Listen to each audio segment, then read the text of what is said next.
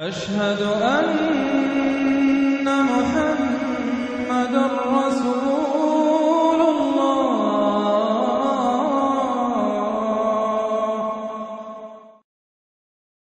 الطور نام پہلے ہی لفظ والطور سے ماخوذ ہے۔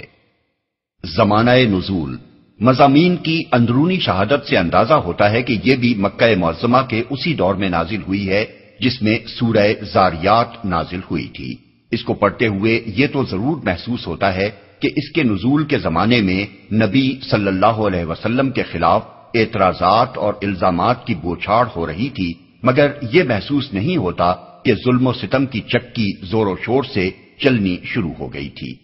موضوع اور مباحث۔ اس کے پہلے رکوع کا موضوع آخرت ہے۔ سورہ زاریات میں اس کے امکان اور وجوب اور وقوع کے دلائل دیے جا چکے تھے، اس لیے یہاں ان کا اعادہ نہیں کیا گیا ہے، البتہ آخرت کی شہادت دینے والے چند حقائق و آثار کی قسم کھا کر پورے زور کے ساتھ یہ فرمایا گیا ہے کہ وہ یقیناً واقع ہو کر رہے گی اور کسی میں یہ طاقت نہیں ہے کہ اسے برپا ہونے سے روک دے۔ پھر یہ بتایا گیا ہے کہ جب وہ پیش آئے گی تو اس کے جھٹلانے والوں کا انجام کیا ہوگا اور اسے مان کر تقوی کی روش اختیار کر لینے والے کس طرح اللہ کے انعامات سے سرفراز ہوں گے۔ اس کے بعد دوسرے رکوع میں سرداران قریش کے اس رویے پر تنقید کی گئی ہے جو وہ رسول اللہ صلی اللہ علیہ وسلم کی دعوت کے مقابلے میں اختیار کیے ہوئے تھے۔ وہ آپ کو کبھی کاہن، کبھی مجنون اور کبھی شاعر قرار دے کر عوام الناس کو آپ کے خلاف بہکاتے تھے تاکہ لوگ آپ کے لائے ہوئے پیغام کی طرف سنجیدگی سے توجہ نہ کریں۔ وہ آپ کی ذات کو اپنے حق میں ایک بلائے ناگہانی سمجھتے تھے اور علانیہ کہتے تھے کہ کوئی آفت ان پر نازل ہو جائے تو ہمارا ان سے پیچھا چھوٹے۔ وہ آپ پر الزام لگاتے تھے کہ یہ قرآن آپ خود گھڑ گھڑ کر خدا کے نام سے پیش کر رہے ہیں اور یہ معاذ اللہ ایک فریب ہے جو آپ نے بنا رکھا ہے۔ وہ بار بار طنز کرتے تھے کہ خدا کو نبوت کے لیے ملے بھی تو بس یہ صاحب ملے۔ وہ آپ کی دعوت و تبلیغ سے ایسی بیزاری کا اظہار کرتے تھے جیسے آپ کچھ مانگنے کے لیے ان کے پیچھے پڑے ہوئے ہیں اور وہ اپنی جان چھڑانے کے لیے آپ سے منہ چھپاتے پھر رہے ہیں۔ وہ آپس میں بیٹھ بیٹھ کر سوچتے تھے کہ آپ کے خلاف کیا چال ایسی چلی جائے جس سے آپ کی اس دعوت کا خاتمہ ہو جائے، اور یہ سب کچھ کرتے ہوئے انہیں اس امر کا کوئی احساس نہ تھا کہ وہ کیسے جاہلانہ عقائد میں مبتلا ہیں جن کی تاریکی سے لوگوں کو نکالنے کے لیے محمد صلی اللہ علیہ وسلم بالکل بے غرضانہ اپنی جان کھپا رہے ہیں۔ اللہ تعالیٰ نے ان کے اسی رویے پر تنقید کرتے ہوئے پے در پے کچھ سوالات کیے ہیں جن میں سے ہر سوال یا تو ان کے کسی اعتراض کا جواب ہے یا ان کی کسی جہالت پر تبصرہ۔ پھر فرمایا کہ ان لوگوں کو آپ کی نبوت کا قائل کرنے کے لیے کوئی معجزہ دکھانا قطعی لا حاصل ہے، کیونکہ یہ ایسے ہٹ دھرم لوگ ہیں کہ انہیں خواہ کچھ بھی دکھا دیا جائے یہ اس کی کوئی تعویل کر کے ایمان لانے سے گریز کر جائیں گے۔ اس رکوع کے آغاز میں بھی رسول اللہ صلی اللہ علیہ وسلم کو یہ ہدایت فرمائی گئی ہے کہ ان مخالفین و معاندین کے الزامات و اعتراضات کی پرواہ کیے بغیر اپنی دعوت و تذکیر کا کام مسلسل جاری رکھیں، اور آخر میں بھی آپ کو تاکید فرمائی گئی ہے کہ صبر کے ساتھ ان مزاحمتوں کا مقابلہ کیے جائیں یہاں تک کہ اللہ تعالیٰ کا فیصلہ آ جائے۔ اس کے ساتھ آپ کو اطمینان دلایا گیا ہے کہ آپ کے رب نے آپ کو دشمنان حق کے مقابلے میں اٹھا کر اپنے حال پر چھوڑ نہیں دیا ہے، بلکہ وہ برابر آپ کی نگہبانی کر رہا ہے۔ جب تک اس کے فیصلے کی گھڑی آئے آپ سب کچھ برداشت کرتے رہیں اور اپنے رب کی حمد و تسبیح سے وہ قوت حاصل کریں جو ایسے حالات میں اللہ کا کام کرنے کے لیے درکار ہوتی ہے۔ بسم اللہ الرحمن الرحیم۔ شروع اللہ کے نام سے جو رحمان و رحیم ہے۔ والطور وکتاب مسطور فی رق منشور والبیت المعمور والسقف المرفوع والبحر المسجور إن عذاب ربك لواقع ما له من دافع قسم ہے طور کی اور ایک ایسی کھلی کتاب کی جو رقیق جلد میں لکھی ہوئی ہے، اور آباد گھر کی اور اونچی چھت کی اور موجزن سمندر کی، کہ تیرے رب کا عذاب ضرور واقع ہونے والا ہے جسے کوئی دفع کرنے والا نہیں۔ طور کی، طور کے اصل معنی پہاڑ کے ہیں، اور الطور سے مراد وہ خاص پہاڑ ہے جس پر اللہ تعالیٰ نے حضرت موسیٰ کو نبوت سے سرفراز فرمایا تھا۔ رقیق جلد میں لکھی ہوئی ہے۔ قدیم زمانے میں جن کتابوں اور تحریروں کو زمانہ دراز تک محفوظ رکھنا ہوتا تھا انہیں کاغذ کے بجائے ہرن کی کھال پر لکھا جاتا تھا۔ یہ کھال خاص طور پر لکھنے ہی کے لیے رقیق جلد یا جھلی کی شکل میں تیار کی جاتی تھی، اور اصطلاح میں اسے رق کہا جاتا تھا۔ اہل کتاب بالعموم تورات، زبور، انجیل اور صحف انبیاء کو اسی رق پر لکھا کرتے تھے تاکہ طویل مدت تک محفوظ رہ سکیں۔ یہاں کھلی کتاب سے مراد یہی مجموعہ کتب مقدسہ ہے جو اہل کتاب کے ہاں موجود تھا۔ اسے کھلی کتاب اس لیے کہا گیا ہے کہ وہ نایاب نہ تھا، پڑھا جاتا تھا اور بآسانی معلوم کیا جا سکتا تھا کہ اس میں کیا لکھا ہے۔ آباد گھر کی، آباد گھر سے مراد حضرت حسن بصری کے نزدیک بیت اللہ یعنی خانہ کعبہ ہے، جو کبھی حج اور عمرہ اور طواف و زیارت کرنے والوں سے خالی نہیں رہتا، اور حضرت علی، ابن عباس، اکرمہ، مجاہد، قتادہ، ضحاک، ابن زید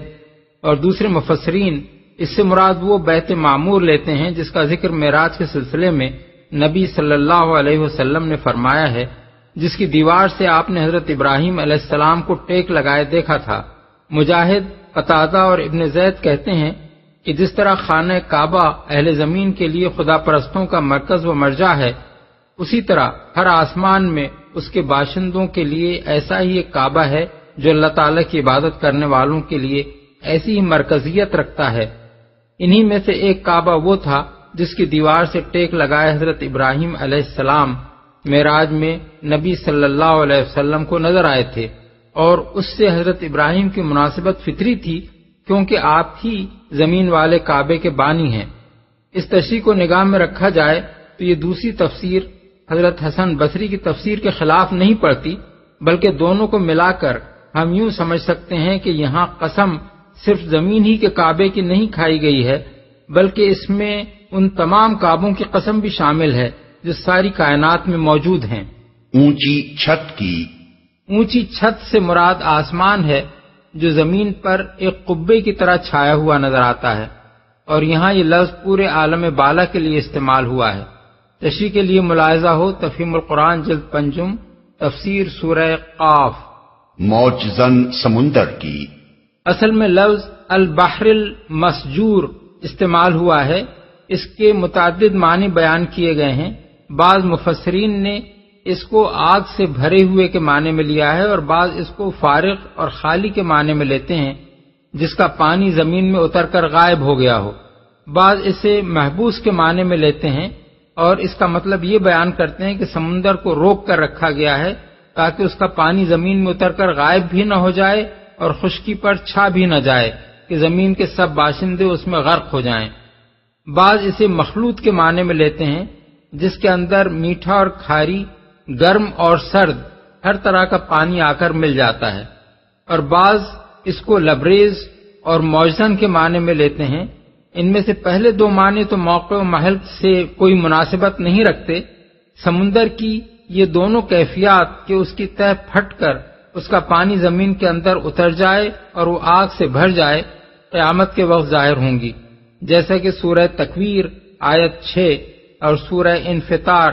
آیت 3 میں بیان ہوا ہے۔ یہ آئندہ رونما ہونے والی کیفیات اس وقت موجود نہیں ہیں کہ ان کی قسم کھا کر آج کے لوگوں کو آخرت کے وقوع کا یقین دلایا جائے، اس لیے ان دونوں معنوں کو ساقط کر کے یہاں البحر المسجور کو محبوس، مخلوط اور لبریز و موجزن کے معنی ہی میں لیا جا سکتا ہے۔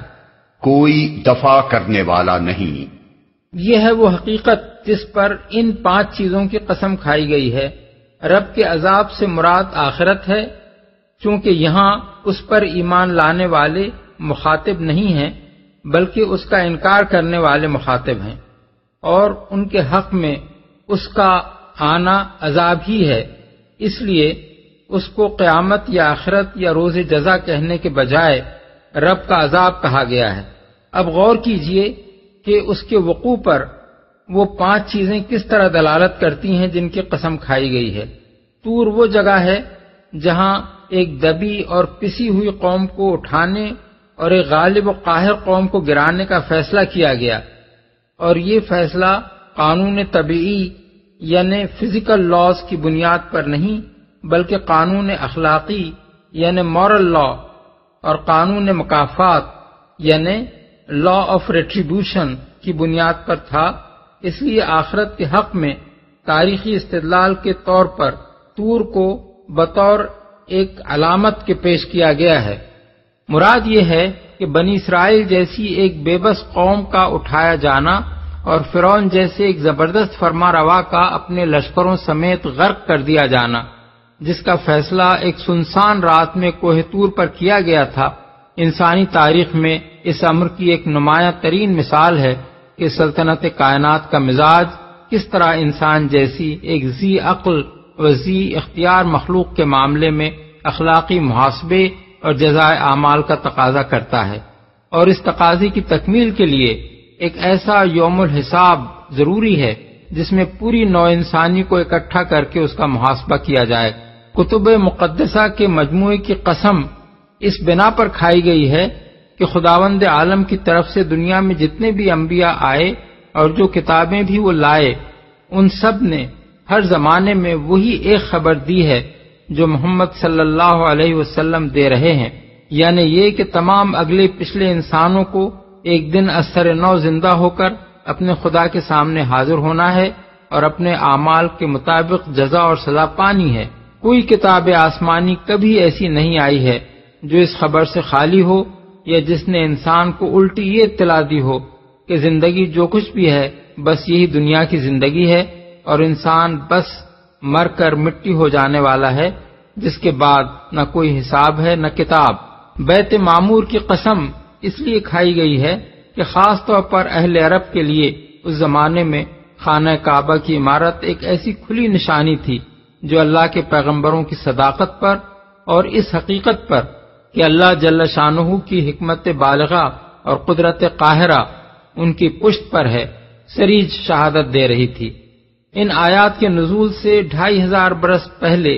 بے آب و گیا اور غیر آباد پہاڑوں میں ایک شخص کسی لاؤ لشکر اور سر و سامان کے بغیر آتا ہے اور اپنی ایک بیوی اور ایک شیرخوار بچے کو بالکل بے سہارا چھوڑ کر چلا جاتا ہے۔ پھر کچھ مدت بعد وہی شخص آ کر اس سنسان جگہ پر اللہ تعالی کی عبادت کے لیے گھر بناتا ہے اور پکار دیتا ہے کہ لوگو آؤ اور اس گھر کا حج کیا کرو۔ اس تعمیر اور اس پکار کو یہ حیرت انگیز مقبولیت حاصل ہوتی ہے کہ وہی گھر تمام اہل عرب کا مرکز بن جاتا ہے۔ اس پکار پر عرب کے ہر گوشے سے لوگ لبیک لبیک کہتے ہوئے کھچے چلے آتے ہیں۔ 2500 برس تک یہ گھر ایسا امن کا گہوارہ بنا رہتا ہے کہ اس کے گرد و پیش سارے ملک میں کچھ تو خون کا بازار گرم ہوتا ہے، مگر اس کی حدود میں آ کر کسی کو کسی پر ہاتھ اٹھانے کی ہمت نہیں ہوتی۔ اور اسی گھر کی بدولت عرب کو ہر سال 4 مہینے ایسے امن کے میسر آ جاتے ہیں جن میں قافلے اطمینان سے سفر کرتے ہیں، تجارت چمکتی ہے اور بازار لگتے ہیں۔ پھر اس گھر کا یہ دبدبا تھا کہ اس پوری مدت میں کوئی بڑے سے بڑا جبار بھی اس کی طرف آنکھ اٹھا کر نہ دیکھ سکا، اور جس نے یہ جرأت کی وہ اللہ کے غضب کا ایسا شکار ہوا کہ عبرت بن کر رہ گیا۔ یہ کرشمہ ان آیات کے نزول سے صرف 45 ہی برس پہلے لوگ اپنی آنکھوں سے دیکھ چکے تھے، اور اس کے دیکھنے والے بہت سے آدمی اس وقت مکہ معظمہ میں زندہ موجود تھے جب یہ آیات اہل مکہ کو سنائی جا رہی تھیں۔ اس سے بڑھ کر کیا چیز اس بات کی دلیل ہو سکتی تھی کہ خدا کے پیغمبر ہوائی باتیں نہیں کیا کرتے، ان کی آنکھیں وہ کچھ دیکھتی ہیں جو دوسروں کو نظر نہیں آتی، ان کی زبان پر وہ حقائق جاری ہوتے ہیں جن تک دوسروں کی عقل نہیں پہنچ سکتی، وہ بظاہر ایسے کام کرتے ہیں جن کو ایک وقت کے لوگ دیکھیں تو دیوانگی سمجھیں، اور صدیوں بعد کے لوگ انہی کو دیکھ کر ان کی بصیرت پر دنگ رہ جائیں۔ اس شان کے لوگ جب بالاتفاق ہر زمانے میں یہ خبر دیتے رہے ہیں کہ قیامت آئے گی اور حشر و نشر ہوگا، تو اسے دیوانوں کی بڑھ سمجھنا خود دیوانگی ہے۔ اونچی چھت یعنی آسمان اور موجزن سمندر کی قسم اس لیے کھائی گئی ہے کہ یہ دونوں چیزیں اللہ کی حکمت اور اس کی قدرت پر دلالت کرتی ہیں، اور اسی حکمت و قدرت سے آخرت کا امکان بھی ثابت ہوتا ہے اور اس کا وقوع و وجوب بھی۔ آسمان کی دلالت پر ہم اس سے پہلے تفسیر سورہ قاف میں کلام کر چکے ہیں۔ رہا سمندر، تو جو شخص بھی انکار کا پیشگی فیصلہ کیے بغیر اس کو نگاہ غور سے دیکھے گا، اس کا دل یہ گواہی دے گا کہ زمین پر پانی کے اتنے بڑے ذخیرے کا فراہم ہو جانا بجائے خود ایک ایسی کاریگری ہے جو کسی اتفاقی حادثے کا نتیجہ نہیں ہو سکتی۔ پھر اس کے ساتھ اتنی بے شمار حکمتیں وابستہ ہیں کہ اتفاقاً ایسا حکیمانہ نظام قائم ہو جانا ممکن نہیں ہے۔ اس میں بے حد و حساب حیوانات پیدا کیے گئے ہیں جن میں سے ہر نوع کا نظام جسمانی ٹھیک اس گہرائی کے لیے موزوں بنایا گیا ہے جس کے اندر اسے رہنا ہے۔ اس کے پانی کو نمکین بنا دیا گیا ہے تاکہ روزانہ کروڑوں جانور جو اس میں مرتے ہیں ان کی لاشیں سڑ نہ جائیں۔ اس کے پانی کو ایک خاص حد پر اس طرح روک رکھا گیا ہے کہ نہ تو وہ زمین کے شگافوں سے گزر کر اس کے پیٹ میں اتر جاتا ہے اور نہ خشکی پر چڑھ کر اسے غرق کر دیتا ہے، بلکہ لاکھوں کروڑوں برس سے وہ اسی حد پر رکا ہوا ہے۔ اسی عظیم ذخیرہ آب کے موجود اور برقرار رہنے سے زمین کے خشک حصوں پر بارش کا انتظام ہوتا ہے، جس میں سورج کی گرمی اور ہواؤں کی گردش اس کے ساتھ پوری باقاعدگی کے ساتھ تعاون کرتی ہے۔ اسی کے غیر آباد نہ ہونے اور طرح طرح کی مخلوقات اس میں پیدا ہونے سے یہ فائدہ حاصل ہوا ہے کہ انسان اس سے اپنی غذا اور اپنی ضرورت کی بہت سی چیزیں کثیر مقدار میں حاصل کر رہا ہے۔ اسی کے ایک حد پر رکے رہنے سے وہ بر اعظم اور جزیرے قائم ہیں جن پر انسان بس رہا ہے، اور اسی کے چند اٹل قواعد کی پابندی کرنے سے یہ ممکن ہوا ہے کہ انسان اس میں جہاز رانی کر سکے۔ ایک حکیم کی حکمت اور ایک قادر مطلق کی زبردست قدرت کے بغیر اس انتظام کا تصور نہیں کیا جا سکتا، اور نہ یہ تصور کیا جا سکتا ہے کہ انسان اور زمین کی دوسری مخلوقات کے مفاد سے سمندر کے اس انتظام کا یہ گہرا تعلق بس الٹپ ہی قائم ہو گیا ہے۔ اب اگر فی الواقع یہ اس امر کی ناقابل انکار شہادت ہے کہ ایک خدا حکیم و قادر نے انسان کو زمین پر آباد کرنے کے لیے دوسرے بے شمار انتظامات کے ساتھ یہ بحر شور بھی اس شان کا پیدا کیا ہے، تو وہ شخص سخت احمق ہوگا جو اس حکیم سے اس نادانی کی توقع رکھے کہ وہ اس سمندر سے انسان کی کھیتیاں سیراب کرنے اور اس کے ذریعے سے انسان کو رزق دینے کا انتظام تو کر دے گا، مگر اس سے کبھی یہ نہ پوچھے گا کہ تو نے میرا رزق کھا کر اس کا حق کیسے ادا کیا۔ اور وہ اس سمندر کے سینے پر اپنے جہاز دوڑانے کی قدرت تو انسان کو عطا کر دے گا، مگر اس سے کبھی یہ نہ پوچھے گا کہ یہ جہاز تو نے حق اور راستی کے ساتھ دوڑائے تھے یا ان کے ذریعے سے دنیا میں ڈاکے مارتا پھرتا تھا۔ اسی طرح یہ تصور کرنا بھی ایک بہت بڑی کن ذہنی ہے کہ جس قادر مطلق کی قدرت کا ایک ادنا کرشمہ اس عظیم الشان سمندر کی تخلیق ہے، جس نے فضا میں گھومنے والے اس معلق کرے پر پانی کے اتنے بڑے ذخیرے کو تھام رکھا ہے، جس نے نمک کی اتنی بڑی مقدار اس میں گھول دی ہے، جس نے طرح طرح کی ان گنت مخلوقات اس میں پیدا کی ہیں اور ان سب کے رزق رسانی کا انتظام اسی کے اندر کر دیا ہے، جو ہر سال اربوں ٹن پانی اس میں سے اٹھا کر ہوا کے دوش پر لے جاتا ہے اور کروڑوں مربع میل کے خشک علاقوں پر اسے بڑی باقاعدگی کے ساتھ برساتا رہتا ہے، وہ انسان کو ایک دفعہ پیدا کر دینے کے بعد ایسا عاجز ہو جاتا ہے کہ پھر اسے پیدا کرنا چاہے بھی تو نہیں کر سکتا۔ یوم تمور السماء مورا وتسیر الجبال سیرا،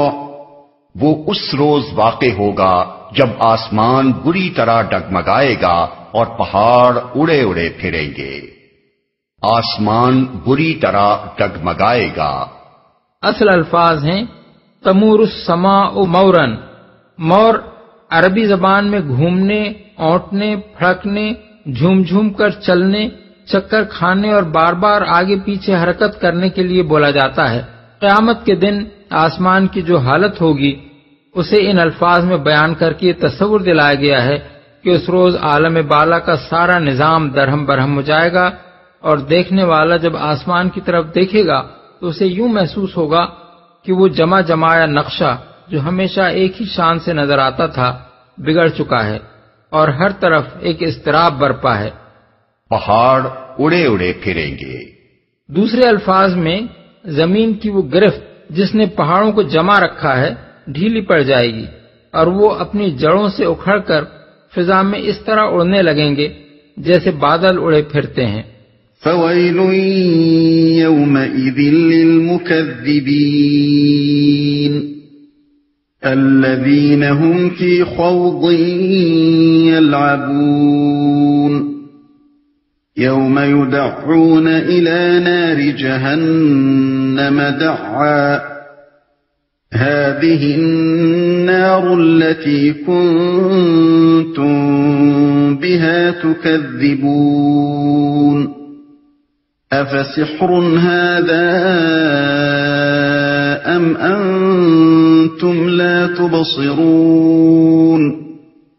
اصلوها فاصبروا أو لا تصبروا سواء عليكم إنما تجزون ما كنتم تعملون۔ تباہی ہے اس روز ان جھٹلانے والوں کے لیے جو آج کھیل کے طور پر اپنی حجت بازیوں میں لگے ہوئے ہیں، جس دن انہیں دھکے مار مار کر نارے جہنم کی طرف لے چلا جائے گا۔ اس وقت ان سے کہا جائے گا کہ یہ وہی آگ ہے جسے تم جھٹلایا کرتے تھے، اب بتاؤ یہ جادو ہے یا تمہیں سوج نہیں رہا ہے؟ جاؤ اب جھلسو اس کے اندر، تم خواہ صبر کرو یا نہ کرو تمہارے لیے یکساں ہے، تمہیں ویسا ہی بدلہ دیا جا رہا ہے جیسے تم عمل کر رہے تھے۔ حجت بازیوں میں لگے ہوئے ہیں۔ مطلب یہ ہے کہ نبی سے قیامت اور آخرت اور جنت و دوزخ کی خبریں سن کر انہیں مذاق کا موضوع بنا رہے ہیں، اور سنجیدگی کے ساتھ ان پر غور کرنے کے بجائے محض تفریحاً ان پر باتیں چھانٹ رہے ہیں۔ آخرت پر ان کی بحثوں کا مقصود حقیقت کو سمجھنے کی کوشش نہیں ہے، بلکہ ایک کھیل ہے جس سے یہ دل بہلاتے ہیں، اور انہیں کچھ ہوش نہیں ہے کہ فی الواقع یہ کس انجام کی طرف چلے جا رہے ہیں۔ تمہیں سوج نہیں رہا ہے، یعنی دنیا میں جب رسول تمہیں اس جہنم کے عذاب سے ڈراتے تھے تو تم کہتے تھے کہ یہ محض الفاظ کی جادوگری ہے جس سے ہمیں بیوقوف بنایا جا رہا ہے۔ اب بولو، یہ جہنم جو تمہارے سامنے ہے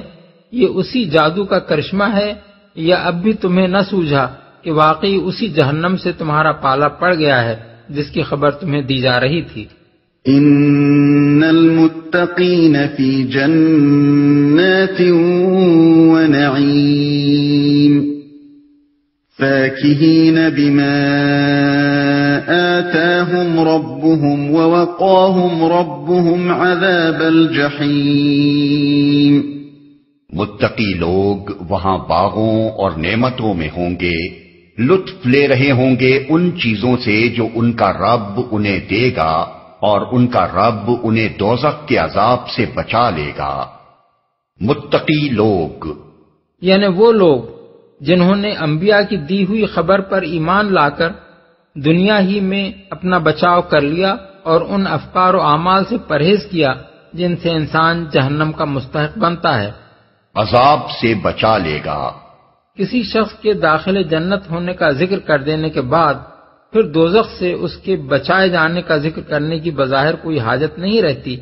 مگر قرآن مجید میں متعدد مقامات پر یہ دونوں باتیں الگ الگ اس لیے بیان کی گئی ہیں کہ آدمی کا دوزخ سے بچ جانا بجائے خود ایک بہت بڑی نعمت ہے، اور یہ ارشاد کہ اللہ نے ان کو عذاب دوزخ سے بچا لیا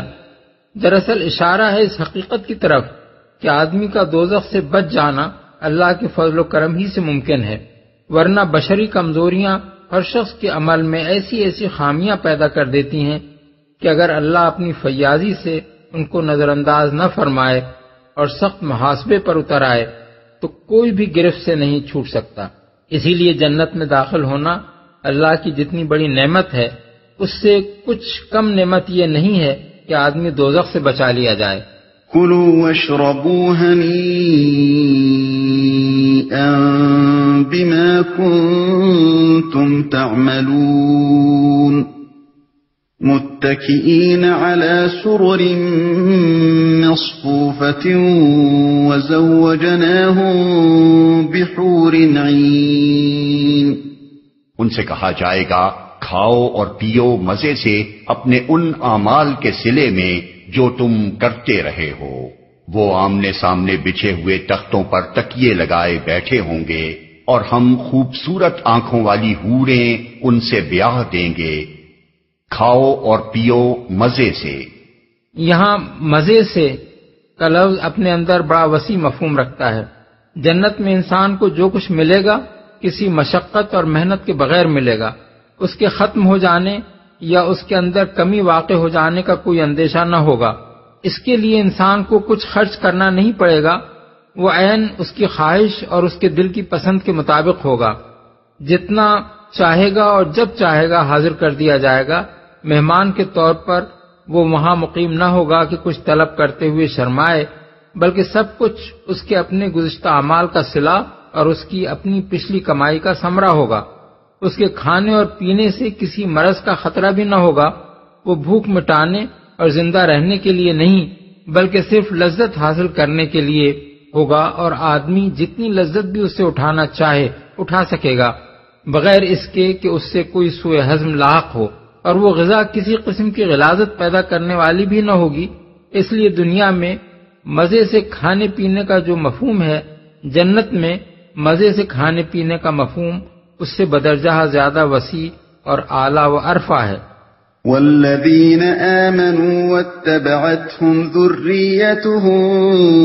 بإیمان الحقنا بهم ذریتهم وما ألتناهم من عملهم من شيء كل امرئ بما كسب رهين وأمددناهم بفاكهة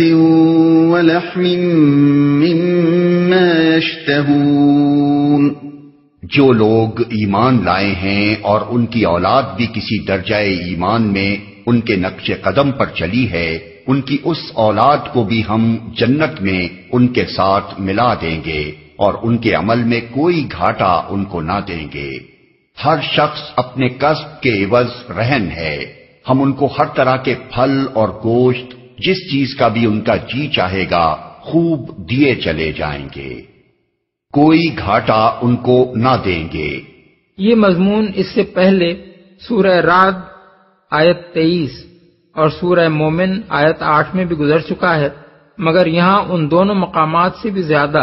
ایک بڑی خوشخبری سنائی گئی ہے۔ سورہ رعد والی آیت میں صرف اتنی بات فرمائی گئی تھی کہ اہل جنت کے آباء و اجداد اور ان کی اولاد اور ان کی بیویوں میں سے جو افراد بھی صالح ہوں گے وہ سب ان کے ساتھ جنت میں داخل ہوں گے۔ اور سورہ مومن میں ارشاد ہوا تھا کہ فرشتے اہل ایمان کے حق میں اللہ تعالیٰ سے دعا کرتے ہیں کہ ان کی اولاد اور ازواج اور آبا میں سے جو صالح ہوں انہیں بھی جنت میں ان سے ملا دے۔ یہاں ان دونوں آیتوں سے زائد جو بات فرمائی گئی ہے وہ یہ ہے کہ اگر اولاد کسی نہ کسی درجہ ایمان میں بھی اپنے آبا کے نقش قدم کی پیروی کرتی رہی ہو تو خواہ اپنے عمل کے لحاظ سے وہ اس مرتبے کی مستحق نہ ہو جو آبا کو ان کے بہتر ایمان و عمل کی بنا پر حاصل ہوگا، پھر بھی یہ اولاد اپنے آبا کے ساتھ ملا دی جائے گی۔ اور یہ ملانا اس نوعیت کا نہ ہوگا جیسے وقتاً فوقتاً کوئی کسی سے جا کر ملاقات کر لیا کرے، بلکہ اس کے لیے الحقنا بہم کے الفاظ استعمال کیے گئے ہیں، جن کے معنی یہ ہیں کہ وہ جنت میں ان کے ساتھ ہی رکھے جائیں گے۔ اس پر مزید یہ اطمینان دلایا گیا ہے کہ اولاد سے ملانے کے لیے آبا کا درجہ گھٹا کر انہیں نیچے نہیں اتارا جائے گا، بلکہ آبا سے ملانے کے لیے اولاد کا درجہ بڑھا کر انہیں اوپر پہنچا دیا جائے گا۔ اس مقام پر یہ بات بھی سمجھ لینی چاہیے کہ یہ ارشاد اس بالغ اولاد کے بارے میں ہے جس نے سن رشد کو پہنچ کر اپنے اختیار اور ارادے سے ایمان لانے کا فیصلہ کیا ہو اور جو اپنی مرضی سے اپنے صالح بزرگوں کے نقش قدم پر چلی ہو۔ رہی ایک مومن کی وہ اولاد جو سن رشد کو پہنچنے سے پہلے ہی مر گئی ہو تو اس کے معاملے میں کفر و ایمان اور طاعت و معصیت کا سرے سے کوئی سوال ہی پیدا نہیں ہوتا۔ اسے تو ویسے ہی جنت میں جانا ہے اور اس کے آبا کی آنکھیں ٹھنڈی کرنے کے لیے انہی کے ساتھ رکھا جانا ہے۔ کسب کے عوض رہن ہے۔ یہاں رہن کا استعارہ بہت معنی خیز ہے۔ ایک شخص اگر کسی سے کچھ قرض لے اور قرض دینے والا اپنے حق کی ادائیگی کے لیے ضمانت کے طور پر اس کی کوئی چیز اپنے پاس رہن رکھ لے تو جب تک وہ قرض ادا نہ کر دے اس وقت تک فک رہن نہیں ہو سکتا، اور اگر مدت مقررہ گزر جانے پر بھی وہ فک رہن نہ کرائے تو شے مرہونہ ضبط ہو جاتی ہے۔ انسان اور خدا کے درمیان معاملے کی نوعیت کو یہاں اسی صورت معاملہ سے تشبیہ دی گئی ہے۔ خدا نے انسان کو جو سر و سامان، جو طاقتیں اور صلاحیتیں اور جو اختیارات دنیا میں عطا کیے ہیں وہ گویا ایک قرض ہے جو مالک نے اپنے بندے کو دیا ہے، اور اس قرض کی ضمانت کے طور پر بندے کا نفس خدا کے پاس رہن ہے۔ بندہ اس سر و سامان اور ان قوتوں اور اختیارات کو صحیح طریقے سے استعمال کر کے اگر وہ نیکیاں کمائے جن سے یہ قرض ادا ہو سکتا ہو تو وہ شے مرہونہ یعنی اپنے نفس کو چھڑا لے گا، ورنہ اسے ضبط کر لیا جائے گا۔ پچھلی آیت کے معنی بعد یہ بات اس لیے ارشاد فرمائی گئی ہے کہ مومنین صالحین خواہ بجائے خود کتنے ہی بڑے مرتبے کے لوگ ہوں، ان کی اولاد کا فک رہن اس کے بغیر نہیں ہو سکتا کہ وہ خود اپنے کسب سے اپنے نفس کو چھڑائے۔ باپ دادا کی کمائی اولاد کو نہیں چھڑا سکتی، البتہ اولاد اگر کسی درجے کے بھی ایمان اور اتباع صالحین سے اپنے آپ کو چھڑا لے جائے تو پھر یہ اللہ کا فضل اور اس کا کرم ہے کہ جنت میں وہ اس کو نیچے کے مرتبوں سے اٹھا کر اونچے مراتب میں باپ دادا کے ساتھ لے جا کر ملا دے۔ باپ دادا کی نیکیوں کا یہ فائدہ تو اولاد کو مل سکتا ہے، لیکن اگر وہ اپنے کسب سے اپنے آپ کو دوزخ کا مستحق بنا لے تو یہ کسی طرح ممکن نہیں ہے کہ باپ دادا کی خاطر اسے جنت میں پہنچا دیا جائے۔ اس کے ساتھ یہ بات بھی اس آیت سے نکلتی ہے کہ کم درجے کی نیک اولاد کا بڑے درجے کے نیک آبا سے لے جا کر ملا دیا جانا دراصل اس اولاد کے کسب کا نتیجہ نہیں ہے بلکہ ان آبا کے کسب کا نتیجہ ہے۔ وہ اپنے عمل سے اس فضل کے مستحق ہوں گے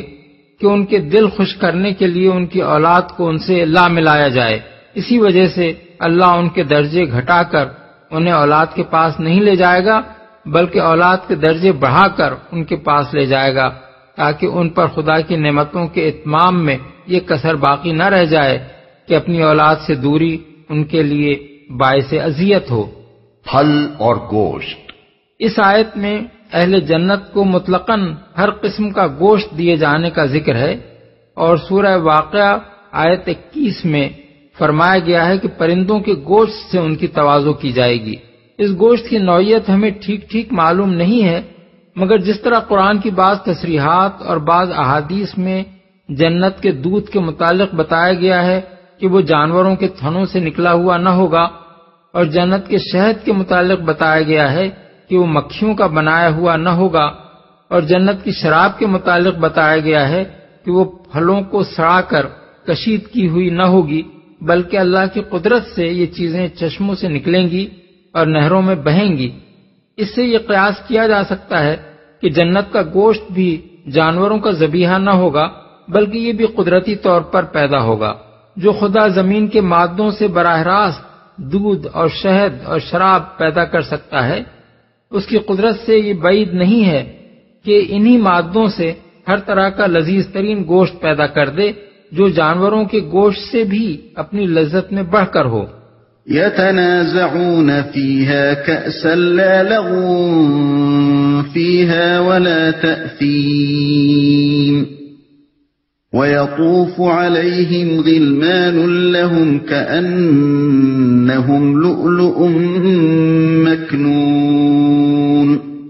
وہ ایک دوسرے سے جام شراب لپک لپک کر لے رہے ہوں گے جس میں نہ یاوہ گوئی ہوگی نہ بد کرداری، اور ان کی خدمت میں وہ لڑکے دوڑتے پھر رہے ہوں گے جو انہی کے لیے مخصوص ہوں گے، ایسے خوبصورت جیسے چھپا کر رکھے ہوئے موتی۔ نہ یاوہ گوئی ہوگی نہ بد کرداری، یعنی وہ شراب نشہ پیدا کرنے والی نہ ہوگی کہ اسے پی کر وہ بدمست ہوں اور بیہودہ بکواس کرنے لگیں، یا گالم گلوچ اور دھول دھپے پر اتر آئیں، یا اس طرح کی فحش حرکات کرنے لگیں جیسے دنیا کی شراب پینے والے کرتے ہیں، جو انہی کے لیے مخصوص ہوں گے۔ یہ نقطہ قابل غور ہے کہ غلمانہم نہیں فرمایا بلکہ غلمان لہم فرمایا ہے۔ اگر غلمانہم فرمایا جاتا تو اس سے یہ گمان ہو سکتا تھا کہ دنیا میں ان کے جو خادم تھے وہی جنت میں بھی ان کے خادم بنا دیے جائیں گے، حالانکہ دنیا کا جو شخص بھی جنت میں جائے گا اپنے استحقاق کی بنا پر جائے گا، اور کوئی وجہ نہیں کہ جنت میں پہنچ کر وہ اپنے اسی آقا کا خادم بنا دیا جائے جس کی خدمت وہ دنیا میں کرتا رہا تھا، بلکہ یہ بھی ہو سکتا ہے کہ کوئی خادم اپنے عمل کی وجہ سے اپنے مخدوم کی بنسبت زیادہ بلند مرتبہ جنت میں پائے، اس لیے غلمان لہم فرما کر اس گمان کی گنجائش باقی نہیں رہنے دی گئی۔ یہ لفظ اس بات کی وضاحت کر دیتا ہے کہ یہ وہ لڑکے ہوں گے جو جنت میں ان کی خدمت کے لیے مخصوص کر دیے جائیں گے۔ وَأَقْبَلَ بَعْضُهُمْ عَلَى بَعْضٍ يَتَسَاءَلُونَ یہ لوگ آپس میں ایک دوسرے سے دنیا میں گزرے ہوئے حالات پوچھیں گے۔ قَالُوا إِنَّا كُنَّا قَبْلُ فِي أَهْلِنَا مُشْفِقِينَ فَمَنَّ اللَّهُ عَلَيْنَا وَوَقَانَا عَذَابَ السَّمُومِ إِنَّا كُنَّا مِن قَبْلُ نَدْعُوهُ إِنَّهُ هُوَ الْبَرُّ الرَّحِيمُ یہ کہیں گے ہم پہلے اپنے گھر والوں میں ڈرتے ہوئے زندگی بسر کرتے تھے، آخر کار اللہ نے ہم پر فضل فرمایا اور ہمیں جھلسا دینے والی ہوا کے عذاب سے بچا لیا۔ ہم پچھلی زندگی میں اسی سے دعائیں مانگتے تھے،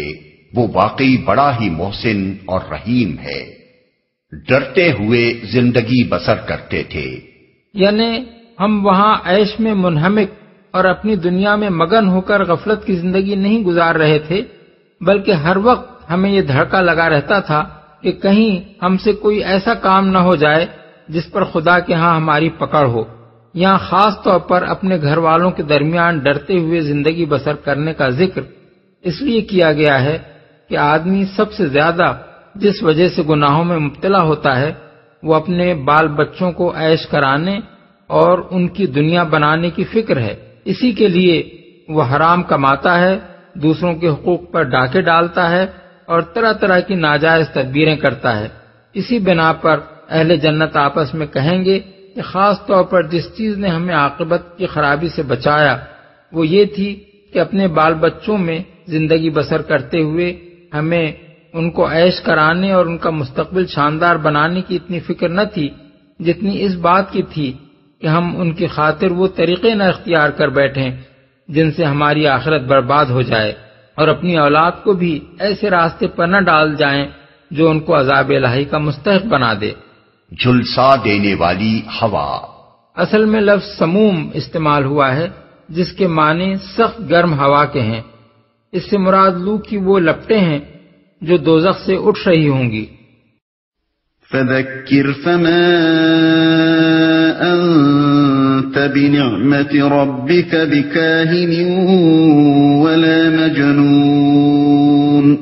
پس اے نبی تم نصیحت کیے جاؤ، اپنے رب کے فضل سے نہ تم کاہن ہو اور نہ مجنون۔ اوپر آخرت کی تصویر پیش کرنے کے بعد اب تقریر کا رخ کفار مکہ کی ان ہٹ دھرمیوں کی طرف پھر رہا ہے جس سے وہ رسول اللہ صلی اللہ علیہ وسلم کی دعوت کا مقابلہ کر رہے تھے۔ یہاں خطاب بظاہر تو حضرت صلی اللہ علیہ وسلم سے ہے، مگر دراصل آپ کے واسطے سے یہ باتیں کفار مکہ کو سنانی مقصود ہیں۔ ان کے سامنے جب آپ قیامت اور حشر و نشر اور حساب و کتاب اور جزا و سزا اور جنت و جہنم کی باتیں کرتے تھے اور ان مضامین پر مشتمل قرآن مجید کی آیات اس دعوے کے ساتھ ان کو سناتے تھے کہ یہ خبریں اللہ کی طرف سے میرے پاس آئی ہیں اور یہ اللہ کا کلام ہے جو مجھ پر وحی کے ذریعے سے نازل ہوا ہے، تو ان کے سردار اور مذہبی پیشوا اور اوباش لوگ آپ کی ان باتوں پر سنجیدگی کے ساتھ نہ خود غور کرتے تھے نہ یہ چاہتے تھے کہ عوام ان کی طرف توجہ کریں۔ اس لیے وہ آپ کے اوپر کبھی یہ فقرہ کستے تھے کہ آپ کاہن ہیں، اور کبھی یہ کہ آپ مجنون ہیں، اور کبھی یہ کہ آپ شاعر ہیں، اور کبھی یہ کہ آپ خود اپنے دل سے یہ نرالی باتیں گھڑتے ہیں اور محض اپنا رنگ جمانے کے لیے انہیں خدا کی نازل کردہ وحی کہہ کر پیش کرتے ہیں۔ ان کا خیال یہ تھا کہ اس طرح کے فقرے کس کر وہ لوگوں کو آپ کی طرف سے بدگمان کر دیں گے اور آپ کی ساری باتیں ہوا میں اڑ جائیں گی۔ اس پر فرمایا جا رہا ہے کہ اے نبی، واقعی حقیقت تو وہی کچھ ہے جو سورت کے آغاز سے یہاں تک بیان کی گئی ہے۔ اب اگر یہ لوگ ان باتوں پر تمہیں کاہن اور مجنون کہتے ہیں تو پرواہ نہ کرو اور بندگان خدا کو غفلت سے چونکانے اور حقیقت سے خبردار کرنے کا کام کرتے چلے جاؤ، کیونکہ خدا کے فضل سے نہ تم کاہن ہو نہ مجنون۔ کاہن عربی زبان میں جوتشی، غیب گو اور سیانے کے معنی میں بولا جاتا ہے۔ زمانہ جاہلیت میں یہ ایک مستقل پیشہ تھا۔ کاہنوں کا دعویٰ تھا اور ان کے بارے میں ضعیف الاعتقاد لوگ بھی یہ سمجھتے تھے کہ وہ ستارہ شناس ہیں یا ارواح اور شیاطین اور جنوں سے ان کا خاص تعلق ہے، جس کی بدولت وہ غیب کی خبریں معلوم کر سکتے ہیں۔ کوئی چیز کھوئی جائے تو وہ بتا سکتے ہیں کہ وہ کہاں پڑی ہوئی ہے، کسی کے ہاں چوری ہو جائے تو وہ بتا سکتے ہیں کہ چور کون ہے، کوئی اپنی قسمت پوچھے تو وہ بتا سکتے ہیں کہ اس کی قسمت میں کیا لکھا ہے۔ انہی اغراض کے لیے لوگ ان کے پاس جاتے تھے اور وہ کچھ نظر نیاز لے کر انہیں غیب کی باتیں بتایا کرتے تھے۔ وہ خود بھی بسا اوقات بستیوں میں آواز لگاتے پھرتے تھے تاکہ لوگ ان کی طرف رجوع کریں۔ ان کی ایک خاص وضاقتہ ہوتی تھی جس سے وہ الگ پہچانے جاتے تھے۔ ان کی زبان بھی عام بول چال سے مختلف ہوتی تھی۔ وہ مقفع اور مسجع فقرے خاص لہجے میں ذرا ترنم کے ساتھ بولتے تھے اور بالعموم ایسے گول مول فقرے استعمال کرتے تھے جن سے ہر شخص اپنے مطلب کی بات نکال لے۔ قریش کے سرداروں نے عوام کو فریب دینے کے لیے رسول اللہ صلی اللہ علیہ وسلم پر کاہن ہونے کا الزام صرف اس بنا پر لگا دیا کہ آپ ان حقائق کی خبر دے رہے تھے جو لوگوں کی نگاہ سے پوشیدہ ہیں، اور آپ کا دعویٰ یہ تھا کہ خدا کی طرف سے ایک فرشتہ آ کر آپ پر وحی نازل کرتا ہے، اور خدا کا جو کلام آپ پیش کر رہے تھے وہ بھی مقفع تھا۔ لیکن عرب میں کوئی شخص بھی ان کے اس الزام سے دھوکہ نہ کھا سکتا تھا، اس لیے کہ کاہنوں کے پیشے اور ان کی وضاقتہ، ان کی زبان اور ان کے کاروبار سے کوئی بھی ناواقف نہ تھا۔ سب جانتے تھے کہ وہ کیا کام کرتے ہیں، کس مقصد کے لیے لوگ ان کے پاس جاتے ہیں، کیا باتیں وہ ان کو بتاتے ہیں، ان کے مسجع فقرے کیسے ہوتے ہیں اور کن مضامین پر وہ مشتمل ہوتے ہیں۔ پھر سب سے بڑی بات یہ ہے کہ کسی کاہن کا سرے سے یہ کام ہی نہیں ہو سکتا تھا کہ قوم کے رائج الوقت عقائد کے خلاف ایک عقیدہ لے کر اٹھتا اور شب و روز اس کی تبلیغ میں اپنی جان کھپاتا اور اس کی خاطر ساری قوم کی دشمنی مول لیتا۔ اس لیے رسول اللہ صلی اللہ علیہ وسلم کے ساتھ کہانت کا یہ الزام برائے نام بھی کوئی مناسبت نہ رکھتا تھا کہ یہ پھپتی آپ پر چسپاں ہو سکتی اور عرب کا کوئی کن ذہن آدمی بھی اس سے دھوکہ کھا جاتا۔ اسی طرح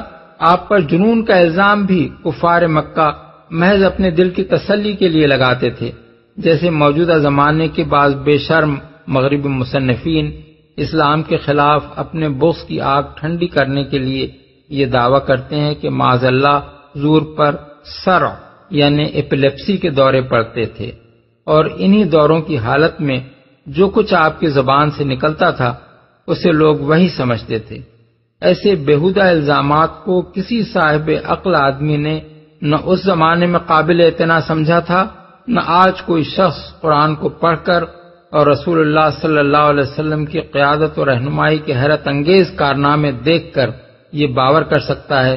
کہ یہ سب کچھ سرا کے دوروں کا کرشمہ ہے۔ ام یقولون شاعر نتربص به ریب المنون قل تربصوا فإنی معکم من المتربصین۔ کیا یہ لوگ کہتے ہیں کہ یہ شخص شاعر ہے جس کے حق میں ہم گردش ایام کا انتظار کر رہے ہیں؟ ان سے کہو اچھا انتظار کرو، میں بھی تمہارے ساتھ انتظار کرتا ہوں۔ گردش ایام کا انتظار کر رہے ہیں، یعنی ہم منتظر ہیں کہ اس شخص پر کوئی آفت آئے اور کسی طرح اس سے ہمارا پیچھا چھوٹے۔ غالباً ان کا خیال یہ تھا کہ محمد صلی اللہ علیہ وسلم چونکہ ہمارے معبودوں کی مخالفت اور ان کی کرامات کا انکار کرتے ہیں، اس لیے یا تو معاذ اللہ ان پر ہمارے کسی معبود کی مار پڑے گی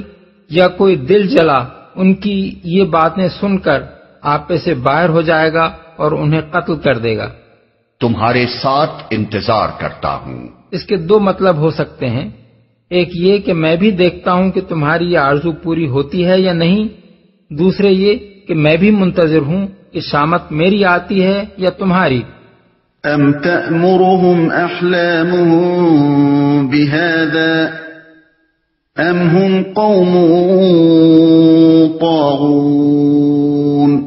کیا ان کی عقلیں انہیں ایسی ہی باتیں کرنے کے لیے کہتی ہیں یا در حقیقت یہ عناد میں حد سے گزرے ہوئے لوگ ہیں؟ ان دو فقروں میں مخالفین کے سارے پروپیگنڈے کی ہوا نکال کر انہیں بالکل بے نقاب کر دیا گیا ہے۔ استدلال کا خلاصہ یہ ہے کہ یہ قریش کے سردار اور مشائخ بڑے عقل مند بنے پھرتے ہیں، مگر کیا ان کی عقل یہی کہتی ہے کہ جو شخص شاعر نہیں ہے اسے شاعر کہو، جسے ساری قوم ایک دانا آدمی کی حیثیت سے جانتی ہے اسے مجنون کہو، اور جس شخص کا کہانت سے کوئی دور دراز کا تعلق بھی نہیں ہے اسے خامخواہ کاہن قرار دو؟ پھر اگر عقل ہی کی بنا پر یہ لوگ حکم لگاتے تو کوئی ایک حکم لگاتے، بہت سے متضاد حکم تو ایک ساتھ نہیں لگا سکتے تھے۔ ایک شخص آخر بیک وقت شاعر، مجنون اور کاہن کیسے ہو سکتا ہے؟ وہ مجنون ہے تو نہ کاہن ہو سکتا ہے نہ شاعر، کاہن ہے تو شاعر نہیں ہو سکتا، اور شاعر ہے تو کاہن نہیں ہو سکتا، کیونکہ شعر کی زبان اور اس کے موضوعات بحث الگ ہوتے ہیں، اور کہانت کی زبان اور اس کے مضامین الگ۔ ایک ہی کلام کو بیک وقت شعر بھی کہنا اور کہانت بھی قرار دینا کسی ایسے آدمی کا کام نہیں ہو سکتا جو شعر اور کہانت کا فرق جانتا ہو۔ بس یہ بالکل کھلی ہوئی بات ہے کہ محمد صلی اللہ علیہ وسلم کی مخالفت میں یہ متضاد باتیں عقل سے نہیں بلکہ سراسر ضد اور ہٹ دھرمی سے کی جا رہی ہیں، اور قوم کے یہ بڑے بڑے سردار عناد کے جوش میں اندھے ہو کر محض بے سروپا الزامات لگا رہے ہیں جنہیں کوئی سنجیدہ انسان قابل اعتنا نہیں سمجھ سکتا۔ ام یقولون تقولہ بل لا یؤمنون فلیأتوا بحدیث مثلہ ان كانوا صادقین۔ کیا یہ کہتے ہیں کہ اس شخص نے یہ قرآن خود گھڑ لیا ہے؟ اصل بات یہ ہے کہ یہ ایمان نہیں لانا چاہتے۔ اگر یہ اپنے اس قول میں سچے ہیں تو اسی شان کا ایک کلام بنا لائیں۔ یہ ایمان نہیں لانا چاہتے۔ دوسرے الفاظ میں اس ارشاد کا مطلب یہ ہے کہ قریش کے جو لوگ قرآن کو محمد صلی اللہ علیہ وسلم کا اپنا تصنیف کردہ کلام کہتے ہیں، خود ان کا دل یہ جانتا ہے کہ یہ آپ کا کلام نہیں ہو سکتا، اور دوسرے وہ لوگ بھی جو اہل زبان ہیں نہ صرف یہ کہ اسے سن کر صاف محسوس کر لیتے ہیں کہ یہ انسانی کلام سے بہت اعلیٰ و عرفہ ہے، بلکہ ان میں سے جو شخص بھی محمد صلی اللہ علیہ وسلم سے واقف ہے وہ کبھی یہ گمان نہیں کر سکتا کہ یہ واقعی آپ ہی کا کلام ہے۔ بس صاف اور سیدھی بات یہ ہے کہ قرآن کو آپ کی تصنیف قرار دینے والے دراصل ایمان نہیں لانا چاہتے، اس لیے وہ طرح طرح کے جھوٹ بہانے گھڑ رہے ہیں، جن میں سے ایک بہانہ یہ بھی ہے اسی شان کا ایک کلام بنا لائیں۔ یعنی بات صرف اتنی ہی نہیں ہے کہ یہ محمد صلی اللہ علیہ وسلم کا کلام نہیں ہے، بلکہ حقیقت یہ ہے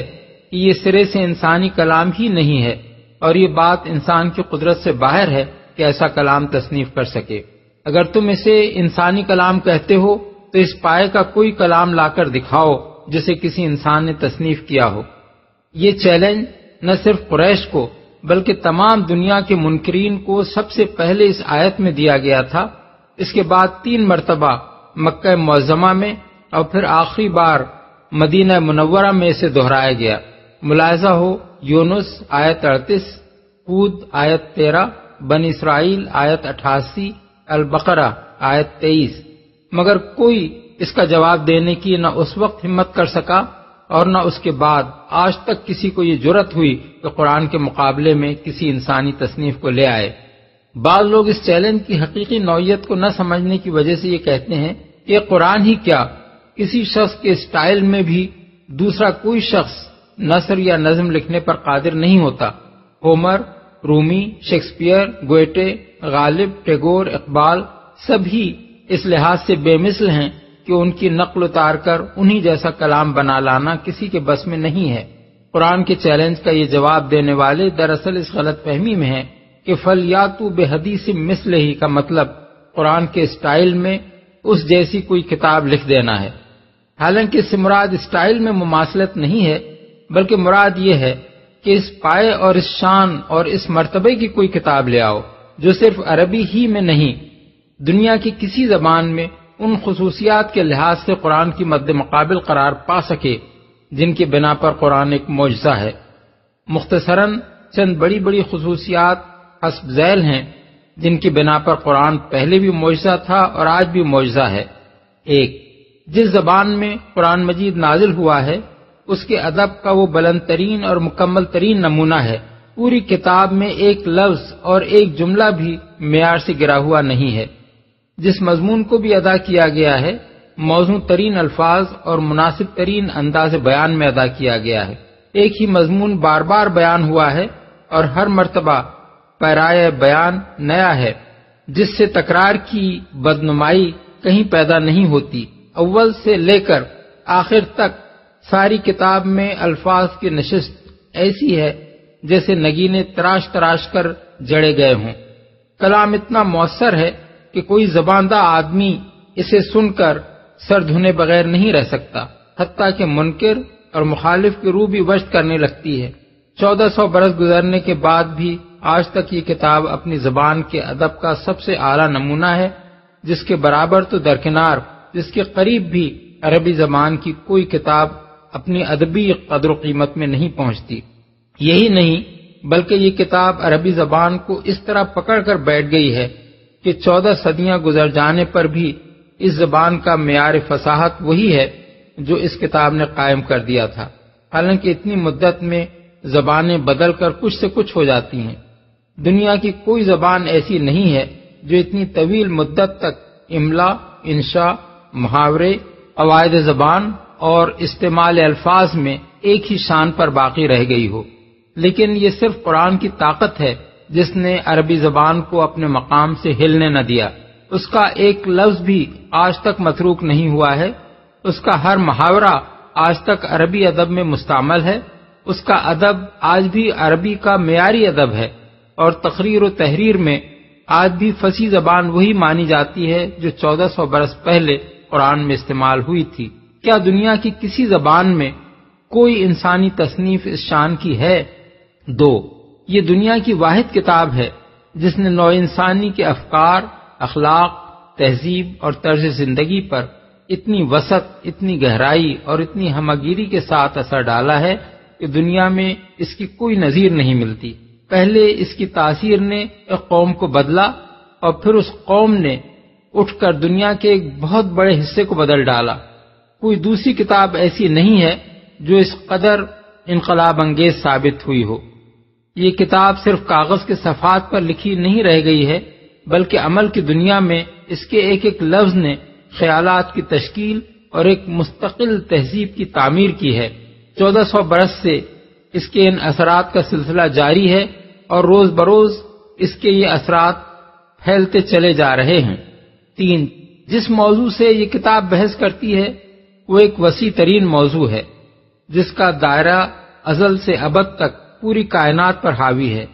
وہ کائنات کی حقیقت اور اس کے آغاز و انجام اور اس کے نظم و آئین پر کلام کرتی ہے. وہ بتاتی ہے کہ اس کائنات کا خالق اور ناظم و مدبر کون ہے، کیا اس کی صفات ہیں، کیا اس کے اختیارات ہیں، اور وہ حقیقت نفس الامری کیا ہے جس پر اس نے یہ پورا نظام عالم قائم کیا ہے.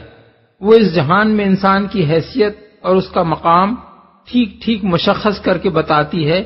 یہ اس کا فطری مقام ہے اور یہ اس کی پیدائشی حیثیت ہے جسے بدل دینے پر وہ قادر نہیں ہے. وہ بتاتی ہے کہ اس مقام اور اس حیثیت کے لحاظ سے انسان کے لیے فکر و عمل کا صحیح راستہ کیا ہے جو حقیقت سے پوری مطابقت رکھتا ہے، اور غلط راستے کیا ہیں جو حقیقت سے متصادم ہوتے ہیں. صحیح راستے کے صحیح ہونے اور غلط راستوں کے غلط ہونے پر وہ زمین و آسمان کی ایک ایک چیز سے، نظام کائنات کے ایک ایک گوشے سے، انسان کے اپنے نفس اور اس کے وجود سے اور انسان کی اپنی تاریخ سے بے شمار دلائل پیش کرتی ہے. اس کے ساتھ وہ یہ بھی بتاتی ہے کہ انسان غلط راستوں پر کیسے اور کن اسباب سے پڑتا رہا ہے، اور صحیح راستہ جو ہمیشہ سے ایک ہی تھا اور ایک ہی رہے گا کس ذریعے سے اس کو معلوم ہو سکتا ہے، اور کس طرح ہر زمانے میں اس کو بتایا جاتا رہا ہے. وہ صحیح راستے کی صرف نشاندہی کر کے نہیں رہ جاتی، بلکہ اس راستے پر چلنے کے لیے ایک پورے نظام زندگی کا نقشہ پیش کرتی ہے جس میں عقائد، اخلاق، تزکیہ نفس، عبادات، معاشرت، تہذیب، تمدن، معیشت، سیاست، عدالت، قانون، غرض حیات انسانی کے ہر پہلو سے متعلق ایک نہایت مربوط ضابطہ بیان کر دیا گیا ہے. مزید برآں وہ پوری تفصیل کے ساتھ بتاتی ہے کہ اس صحیح راستے کی پیروی کرنے اور ان غلط راستوں پر چلنے کے کیا نتائج اس دنیا میں ہیں اور کیا نتائج دنیا کا موجودہ نظام ختم ہونے کے بعد ایک دوسرے عالم میں رونما ہونے والے ہیں. وہ اس دنیا کے ختم ہونے اور دوسرا عالم برپا ہونے کی نہایت مفصل کیفیت بیان کرتی ہے.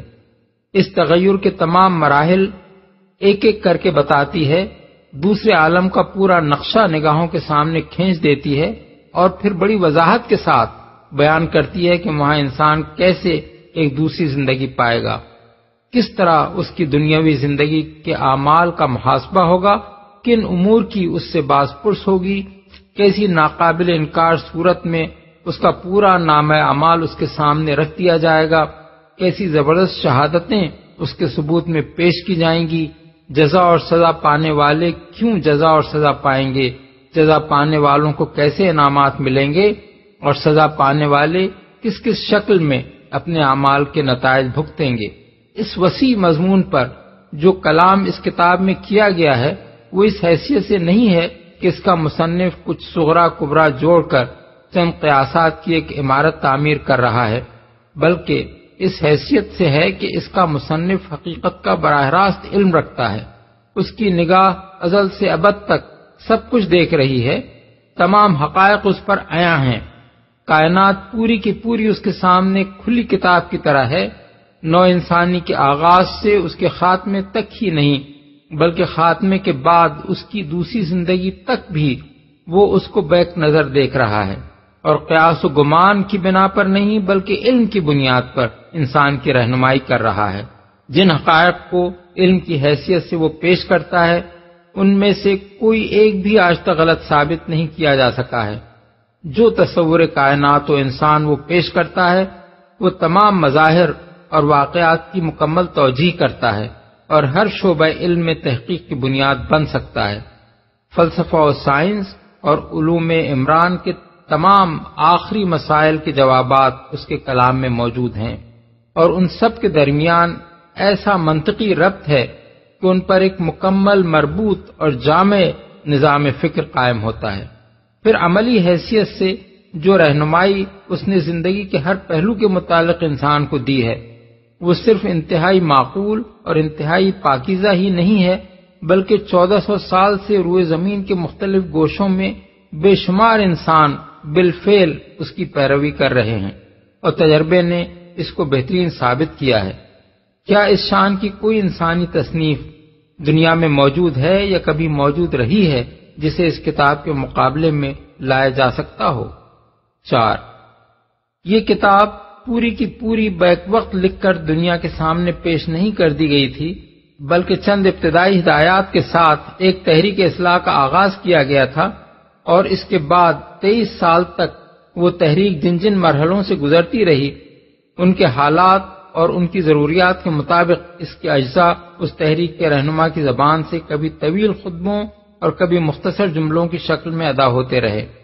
پھر اس مشن کی تکمیل پر مختلف اوقات میں صادر ہونے والے یہ اجزاء اس مکمل کتاب کی صورت میں مرتب ہو کر دنیا کے سامنے رکھ دیے گئے، جسے قرآن کے نام سے موسوم کیا گیا ہے۔ تحریک کے رہنما کا بیان ہے کہ یہ خطبے اور جملے اس کے تبازات نہیں ہیں، بلکہ خداوند عالم کی طرف سے اس پر نازل ہوئے ہیں۔ اگر کوئی شخص انہیں خود اس رہنما کے تبازات قرار دیتا ہے تو وہ دنیا کی پوری تاریخ سے کوئی نظیر ایسی پیش کرے کہ کسی انسان نے سالہ سال تک مسلسل ایک زبردست اجتماعی تحریک کی بطور خود رہنمائی کرتے ہوئے کبھی ایک واعظ اور معلم اخلاق کی حیثیت سے، کبھی ایک مظلوم جماعت کے سربراہ کی حیثیت سے، کبھی ایک مملکت کے فرمانروا کی حیثیت سے، کبھی ایک برسر جنگ فوج کے قائد کی حیثیت سے، کبھی ایک فاتح کی حیثیت سے، کبھی ایک شارع اور مقنن کی حیثیت سے، غرض بکثرت مختلف حالات اور اوقات میں بہت سی مختلف حیثیتوں سے جو مختلف تقریریں کی ہوں یا باتیں کہی ہوں، وہ جمع ہو کر ایک مکمل مربوط اور جامع نظام فکر و عمل بنا دیں۔ ان میں کہیں کوئی تناقض اور تضاد نہ پایا جائے، ان میں ابتدا سے انتہا تک ایک ہی مرکزی تخیل اور سلسلہ فکر کار فرما نظر آئے۔ اس نے اول روز سے اپنی دعوت کی جو بنیاد بیان کی ہو، آخری دن تک اسی بنیاد پر وہ عقائد و اعمال کا ایک ایسا ہمگیر نظام بناتا چلا جائے جس کا ہر جز دوسرے اجزاء سے کامل مطابقت رکھتا ہو، اور اس مجموعے کو پڑھنے والا کوئی صاحب بصیرت آدمی یہ محسوس کیے بغیر نہ رہے کہ تحریک کا آغاز کرتے وقت اس کے محرک کے سامنے آخری مرحلے تک کا پورا نقشہ موجود تھا، اور ایسا کبھی نہیں ہوا کہ بیچ کے کسی مقام پر اس کے ذہن میں کوئی ایسا خیال آیا ہو جو پہلے اس پر منکشف نہ تھا یا جسے بعد میں اس کو بدلنا پڑا۔ اس شان کا کوئی انسان اگر کبھی گزرا ہو جس نے اپنے ذہن کی خلاقی کا یہ کمال دکھایا ہو تو اس کی نشاندہی کی جائے۔ 5. جس رہنما کی زبان پر یہ خطبے اور جملے جاری ہوئے تھے، وہ یکایک کسی گوشے سے نکل کر صرف ان کو سنانے کے لیے نہیں آ جاتا تھا اور انہیں سنانے کے بعد کہیں چلا نہیں جاتا تھا، وہ اس تحریک کے آغاز سے پہلے بھی انسانی معاشرے میں زندگی بسر کر چکا تھا، اور اس کے بعد بھی وہ زندگی کی آخری ساعت تک ہر وقت اسی معاشرے میں رہتا تھا۔ اس کی گفتگو اور تقریروں کی زبان اور طرز بیان سے لوگ بخوبی آشنا تھے۔ احادیث میں ان کا ایک بڑا حصہ اب بھی محفوظ ہے، جسے بعد کے عربی داں لوگ پڑھ کر خود بآسانی دیکھ سکتے ہیں کہ اس رہنما کا اپنا طرز کلام کیا تھا۔ اس کے ہم زبان لوگ اس وقت بھی صاف محسوس کرتے تھے، اور آج بھی عربی زبان کے جاننے والے یہ محسوس کرتے ہیں کہ اس کتاب کی زبان اور اس کا اسٹائل اس رہنما کی زبان اور اس کے اسٹائل سے بہت مختلف ہے، حتیٰ کہ جہاں اس کے کسی خطبے کے بیچ میں اس کتاب کی کوئی عبارت آ جاتی ہے تو وہاں دونوں کی زبان کا فرق بالکل نمایاں نظر آتا ہے۔ سوال یہ ہے کہ کیا دنیا میں کوئی انسان کبھی اس بات پر قادر ہوا ہے یا ہو سکتا ہے کہ سالہ سال تک دو قطعی مختلف اسٹائلوں میں کلام کرنے کا تکلف نبھاتا چلا جائے اور کبھی یہ راز فاش نہ ہو سکے کہ یہ دو الگ اسٹائل دراصل ایک ہی شخص کے ہیں؟ عارضی اور وقتی طور پر اس قسم کے تصنع میں کامیاب ہو جانا تو ممکن ہے، لیکن مسلسل 23 سال تک ایسا ہونا کسی طرح ممکن نہیں ہے کہ ایک شخص جب خدا کی طرف سے آئی ہوئی وحی کے طور پر کلام کرے تو اس کی زبان اور اسٹائل کچھ ہو، اور جب خود اپنی طرف سے گفتگو یا تقریر کرے تو اس کی زبان اور اس کا اسٹائل بالکل ہی کچھ اور ہو۔ 6. وہ رہنما اس تحریک کی قیادت کے دوران میں مختلف حالات سے دوچار ہوتا رہا۔ کبھی برسوں وہ اپنے ہم وطنوں اور اپنے قبیلے والوں کی تضحیک، توہین اور سخت ظلم و ستم کا نشانہ بنا رہا، کبھی اس کے ساتھیوں پر اس قدر تشدد کیا گیا کہ وہ ملک چھوڑ کر نکل جانے پر مجبور ہو گئے۔ کبھی دشمنوں نے اس کے قتل کی سازشیں کی، کبھی خود اسے اپنے وطن سے ہجرت کرنی پڑی، کبھی اس کو انتہائی اسرت اور فاقہ کشی کی زندگی گزارنی پڑی، کبھی اسے پہم لڑائیوں سے سابقہ پیش آیا جن میں شکست اور فتح دونوں ہی ہوتی رہیں، کبھی وہ دشمنوں پر غالب آیا اور وہی دشمن جنہوں نے اس پر ظلم توڑے تھے اس کے سامنے سرنگوں نظر آئے، کبھی اسے وہ اقتدار نصیب ہوا جو کم ہی کسی کو نصیب ہوتا ہے۔ ان تمام حالات میں ایک انسان کے جذبات ظاہر ہے کہ یکساں نہیں رہ سکتے۔ اس رہنما نے ان مختلف مواقع پر خود اپنی ذاتی حیثیت میں جب کبھی کلام کیا، اس میں ان جذبات کا اثر نمایاں نظر آتا ہے جو ایسے مواقع پر انسان کے دل میں پیدا ہوتے ہیں، لیکن خدا کی طرف سے آئی ہوئی وحی کے طور پر ان مختلف حالات میں جو کلام اس کی زبان سے سنا گیا وہ انسانی جذبات سے بالکل خالی ہے۔ کسی ایک مقام پر بھی کوئی بڑے سے بڑا نقاد انگلی رکھ کر یہ نہیں بتا سکتا کہ یہاں انسانی جذبات کار فرما نظر آتے ہیں۔ 7. جو وسیع اور جامع علم اس کتاب میں پایا جاتا ہے وہ اس زمانے کے اہل عرب اور اہل روم و یونان و ایران تو درکنار، اس 20ویں صدی کے اکابر اہل علم میں سے بھی کسی کے پاس نہیں ہے۔ آج حالت یہ ہے کہ فلسفہ و سائنس اور علوم عمران کی کسی ایک شاخ کے مطالعے میں اپنی عمر کھپا دینے کے بعد آدمی کو پتہ چلتا ہے کہ اس شعبہ علم کے آخری مسائل کیا ہیں، اور پھر جب وہ غیر نگاہ سے قرآن کو دیکھتا ہے تو اسے معلوم ہوتا ہے کہ اس کتاب میں ان مسائل کا ایک واضح جواب موجود ہے۔ یہ معاملہ کسی ایک علم تک محدود نہیں ہے بلکہ ان تمام علوم کے باب میں صحیح ہے جو کائنات اور انسان سے کوئی تعلق رکھتے ہیں۔ کیسے باور کیا جا سکتا ہے کہ 1400 برس پہلے ریگستان عرب میں ایک امی کو علم کے ہر گوشے پر اتنی وسیع نظر حاصل تھی اور اس نے ہر بنیادی مسئلے پر غور و خوض کر کے اس کا ایک صاف اور قطعی جواب سوچ لیا تھا۔ اعجاز قرآن کے اگرچہ اور بھی متعدد وجوہ ہیں، لیکن صرف ان چند وجوہ ہی پر اگر آدمی غور کرے تو اسے معلوم ہو جائے گا کہ قرآن کا معجزہ ہونا جتنا نزول قرآن کے زمانے میں واضح تھا اس سے بدرجہ زیادہ آج واضح ہے، اور انشاءاللہ قیامت تک یہ واضح تر ہوتا چلا جائے گا۔ ام خلقوا من غیر شیء ام هم الخالقون ام خلقوا السماوات والارض بل لا یوقنون، کیا یہ کسی خالق کے بغیر خود پیدا ہو گئے ہیں یا یہ خود اپنے خالق ہیں یا زمین اور آسمانوں کو انہوں نے پیدا کیا ہے؟ اصل بات یہ ہے کہ یہ یقین نہیں رکھتے۔ اس سے پہلے جو سوالات چھیڑے گئے تھے وہ کفار مکہ کو یہ احساس دلانے کے لیے تھے کہ محمد صلی اللہ علیہ وسلم کے دعوی رسالت کو جھٹلانے کے لیے جو باتیں وہ بنا رہے ہیں وہ کس قدر غیر معقول ہیں۔ اب اس آیت میں ان کے سامنے یہ سوال رکھا گیا ہے کہ جو دعوت محمد صلی اللہ علیہ وسلم پیش کر رہے ہیں آخر اس میں وہ بات کیا ہے جس پر تم لوگ اس قدر بگڑ رہے ہو؟ وہ یہی تو کہہ رہے ہیں کہ اللہ تمہارا خالق ہے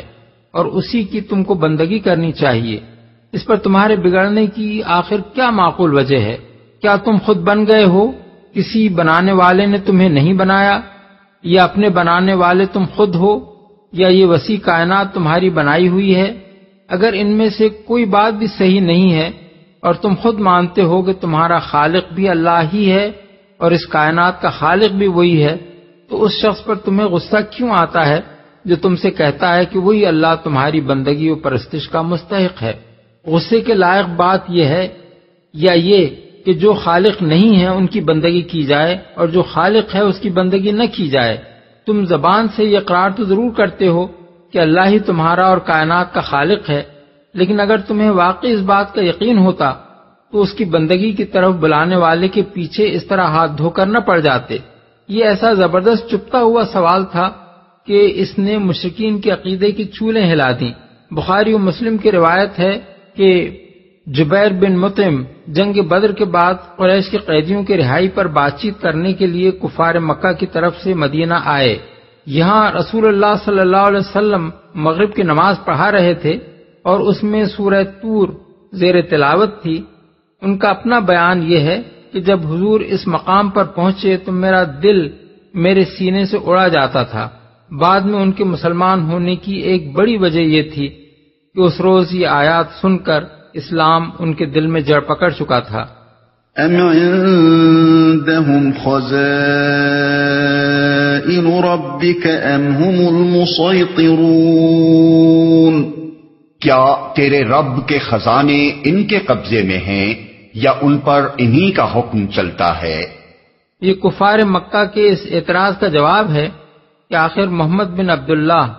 صلی اللہ علیہ وسلم ہی کیوں رسول بنائے گئے۔ اس جواب کا مطلب یہ ہے کہ ان لوگوں کو عبادت غیر اللہ کی گمراہی سے نکالنے کے لیے بہرحال کسی نہ کسی کو تو رسول مقرر کیا جانا ہی تھا۔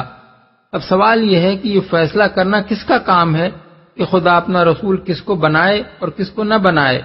اگر یہ لوگ خدا کے بنائے ہوئے رسول کو ماننے سے انکار کرتے ہیں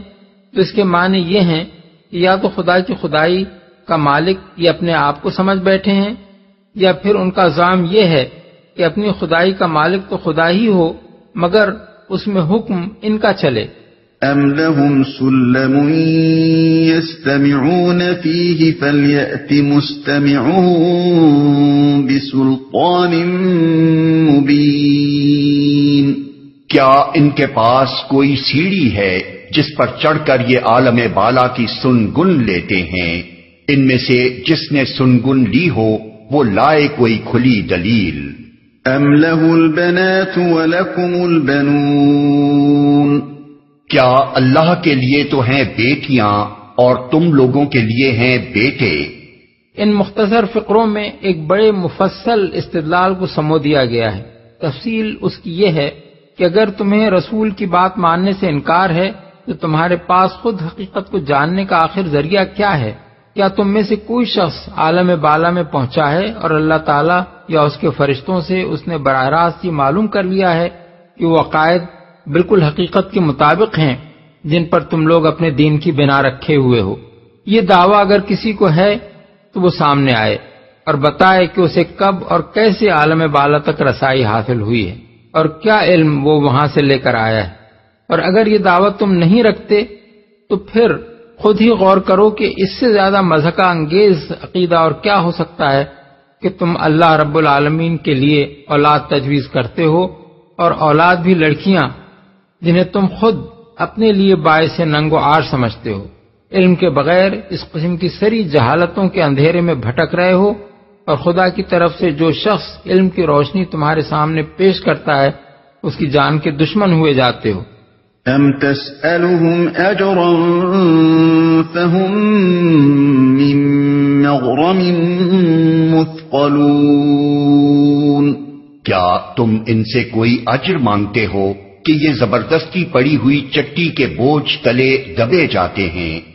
سوال کا اصل روئے سخن کفار کی طرف ہے۔ مطلب یہ ہے کہ اگر رسول تم سے کوئی غرض رکھتا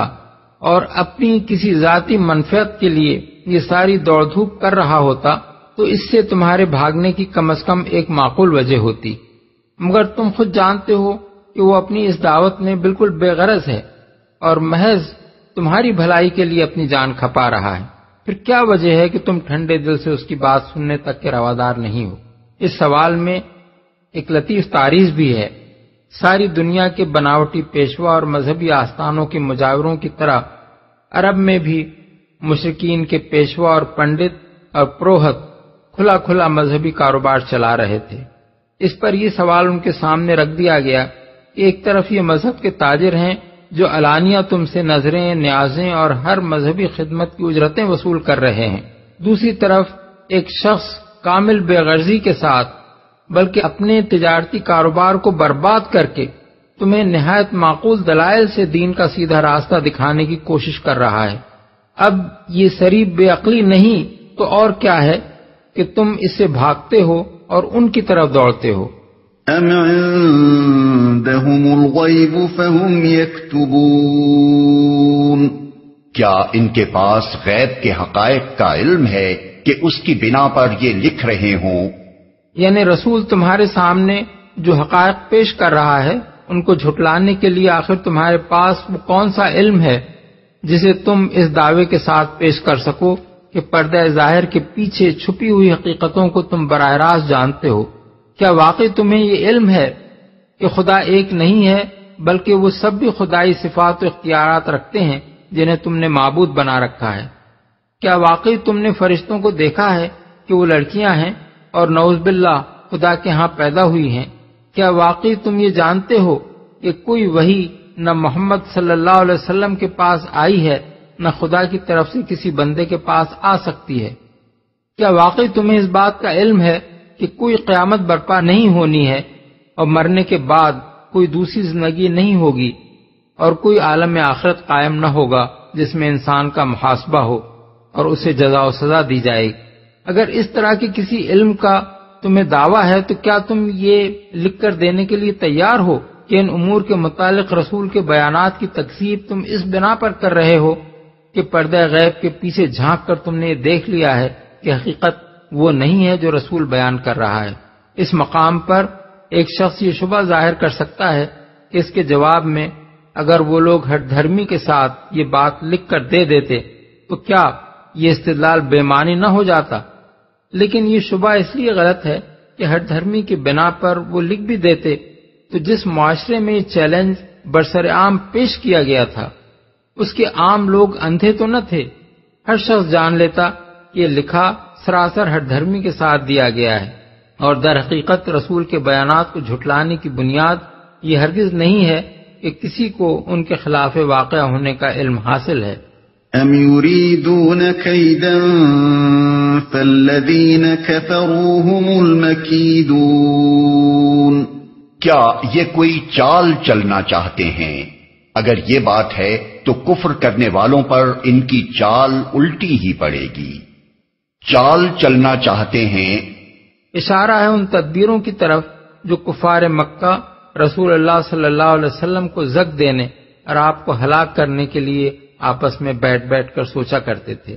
چال الٹی ہی پڑے گی۔ یہ قرآن کی صریح پیش گوئیوں میں سے ایک ہے۔ مکی دور کے ابتدائی زمانے میں جب مٹھی بھر بے سر و سامان مسلمانوں کے سوا بظاہر کوئی طاقت رسول اللہ صلی اللہ علیہ وسلم کے ساتھ نہ تھی اور پوری قوم آپ کے خلاف برسر پیکار تھی، اسلام اور کفر کا مقابلہ ہر دیکھنے والے کو انتہائی نامساوی مقابلہ نظر آ رہا تھا۔ کوئی شخص بھی اس وقت یہ اندازہ نہ کر سکتا تھا کہ چند سال کے بعد یہاں کفر کی بساط بالکل الٹ جانے والی ہے، بلکہ ظاہر بین نگاہ تو یہ دیکھ رہی تھی کہ قریش اور سارے عرب کی مخالفت آخر کار اس دعوت کا خاتمہ کر کے چھوڑے گی، مگر اس حالت میں پوری تحدی کے ساتھ کفار سے یہ صاف صاف کہہ دیا گیا کہ اس دعوت کو نیچا دکھانے کے لیے جو تدبیریں بھی تم کرنا چاہو کر کے دیکھ لو، وہ سب الٹی تمہارے ہی خلاف پڑیں گی اور تم اسے شکست دینے میں ہرگز کامیاب نہ ہو سکو گے۔ ام لهم الہ غیر اللہ سبحان اللہ عما یشرکون، کیا اللہ کے سوا یہ کوئی اور معبود رکھتے ہیں؟ اللہ پاک ہے اس شرک سے جو یہ لوگ کر رہے ہیں۔ یعنی امر واقعہ یہ ہے کہ جن کو انہوں نے الہ بنا رکھا ہے وہ حقیقت میں الہ نہیں ہے اور شرک سراسر ایک بے اصل چیز ہے۔ اس لیے جو شخص توحید کی دعوت لے کر اٹھا ہے اس کے ساتھ سچائی کی طاقت ہے، اور جو لوگ شرک کی حمایت کر رہے ہیں وہ ایک بے حقیقت چیز کے لیے لڑ رہے ہیں۔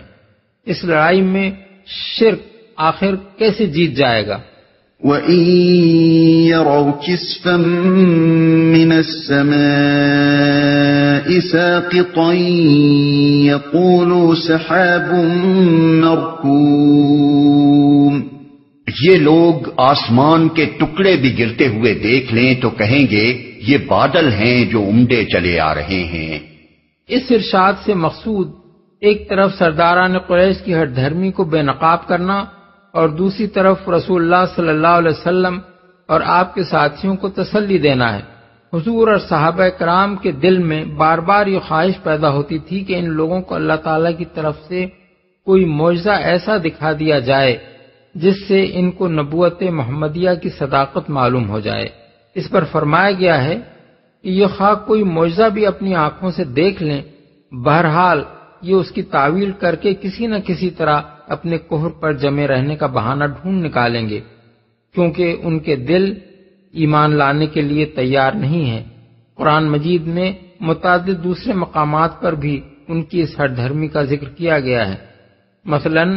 سورہ انعام میں فرمایا، اگر ہم فرشتے بھی ان پر نازل کر دیتے اور مردے ان سے باتیں کرتے اور دنیا بھر کی چیزوں کو ہم ان کی آنکھوں کے سامنے جمع کر دیتے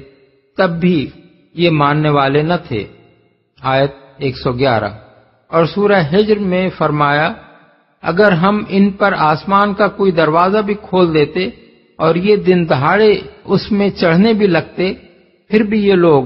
یہی کہتے کہ ہماری آنکھیں دھوکہ کھا رہی ہیں، بلکہ ہم پر جادو کیا گیا ہے۔ آیت 15۔ فَذَرْهُمْ حَتَّى يُلَاقُوا يَوْمَهُمُ الَّذِي فِيهِ يُصْعَقُونَ يَوْمَ لَا يُغْنِي عَنْهُمْ كَيْدُهُمْ شَيْئًا وَلَا هُمْ يُنصَرُونَ وَإِنَّ لِلَّذِينَ ظَلَمُوا عَذَابًا دُونَ ذَلِكَ وَلَكِنَّ أَكْثَرَهُمْ لَا يَعْلَمُونَ۔ بس اے نبی انہیں ان کے حال پر چھوڑ دو یہاں تک کہ یہ اپنے اس دن کو پہنچ جائیں جس میں یہ مار گرائے جائیں گے، جس دن نہ ان کی اپنی کوئی چال ان کے کسی کام آئے گی، نہ کوئی ان کی مدد کو آئے گا، اور اس وقت کے آنے سے پہلے بھی ظالموں کے لیے ایک عذاب ہے، مگر ان میں سے اکثر جانتے نہیں ہیں۔ یہ اسی مضمون کا اعادہ ہے جو سورہ السجدہ آیت 21 میں گزر چکا ہے کہ اس بڑے عذاب سے پہلے ہم اسی دنیا میں کسی نہ کسی چھوٹے عذاب کا مزہ انہیں چکھاتے رہیں گے، شاید کہ یہ اپنی باغیانہ روش سے باز آ جائیں۔ یعنی دنیا میں وقتاً فوقتاً شخصی اور قومی مصیبتیں نازل کر کے ہم انہیں یہ یاد دلاتے رہیں گے کہ اوپر کوئی بالاتر طاقت ان کی قسمتوں کے فیصلے کر رہی ہے اور کوئی اس کے فیصلوں کو بدلنے کی طاقت نہیں رکھتا، مگر جو لوگ جہالت میں مبتلا ہیں انہوں نے نہ پہلے کبھی ان واقعات سے سبق لیا ہے نہ آئندہ کبھی لیں گے۔ وہ دنیا میں رونما ہونے والے حوادث کے معنی نہیں سمجھتے، اس لیے ان کی ہر وہ تعویل کرتے ہیں جو حقیقت کے فہم سے ان کو اور زیادہ دور لے جانے والی ہو، اور کسی ایسی تعویل کی طرف ان کا ذہن کبھی مائل نہیں ہوتا جس سے اپنی دہریت یا اپنے شرک کی غلطی ان پر واضح ہو جائے۔ یہی بات ہے جو ایک حدیث میں رسول اللہ صلی اللہ علیہ وسلم نے ارشاد فرمائی ہے کہ ان المنافق اذا مرض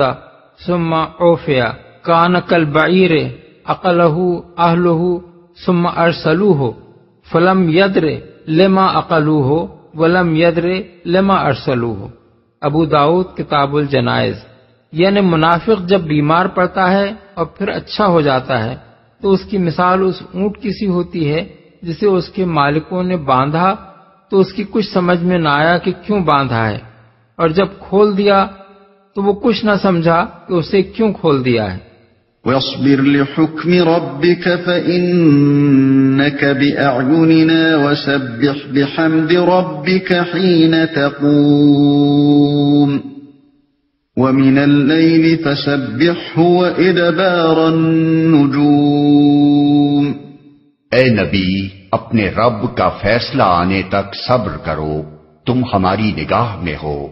تم جب اٹھو تو اپنے رب کی حمد کے ساتھ اس کی تسبیح کرو، رات کو بھی اس کی تسبیح کیا کرو، اور ستارے جب پلٹتے ہیں اس وقت بھی صبر کرو۔ دوسرا مفہوم یہ بھی ہو سکتا ہے کہ صبر و استقامت کے ساتھ اپنے رب کے حکم کی تعمیل پر ڈٹے رہو، ہماری نگاہ میں ہو، یعنی ہم تمہاری نگہبانی کر رہے ہیں، تمہیں تمہارے حال پر چھوڑ نہیں دیا ہے۔ تسبیح کرو۔ اس ارشاد کے کئی مفہوم ہو سکتے ہیں اور بعید نہیں کہ وہ سبھی مراد ہوں۔ ایک مفہوم یہ ہے کہ جب بھی تم کسی مجلس سے اٹھو تو اللہ کی حمد و تسبیح کر کے اٹھو۔ نبی صلی اللہ علیہ وسلم خود بھی اس پر عمل فرماتے تھے، اور آپ نے مسلمانوں کو بھی یہ ہدایت فرمائی تھی کہ کسی مجلس سے اٹھتے وقت اللہ کی حمد و تسبیح کر لیا کریں۔ اس سے ان تمام باتوں کا کفارہ ادا ہو جاتا ہے جو اس مجلس میں ہوئی ہوں۔ ابو داؤد، ترمذی، نسائی اور حاکم نے حضرت ابو ہریرہ کے واسطے سے حضور کا یہ ارشاد نقل کیا ہے کہ جو شخص کسی مجلس میں بیٹھا ہو اور اس میں خوب قیل و قال ہوئی ہو، وہ اگر اٹھنے سے پہلے یہ الفاظ کہے تو اللہ ان باتوں کو معاف کر دیتا ہے جو وہاں ہوں۔ سبحانک اللہم و بحمدک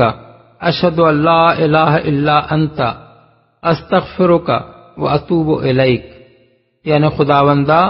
میں تیری حمد کے ساتھ تیری تسبیح کرتا ہوں، میں گواہی دیتا ہوں کہ تیرے سوا کوئی معبود نہیں ہے،